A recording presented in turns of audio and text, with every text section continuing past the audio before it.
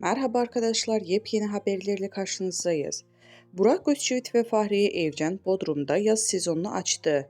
Bir süredir yeni evlere taşınma telaşı ile uğraşan ünlü çift, taşınma işlemleri bitirir bitirmez soluğu denizde aldı. Gün doğumunda bir otelin plajında görüntülenen ünlü çift hem yorgunluk attı hem de adeten aşk tazeledi. Ünlü çift sabahın erken saatlerinde plaja geldi. Baş başa kahvaltı yaptıktan sonra sahile indi. Eşyalarını bırakır bırakmaz kendilerini denize attılar. El ele girdikleri denizden bir an olsun ellerini birbirinden ayırmadılar.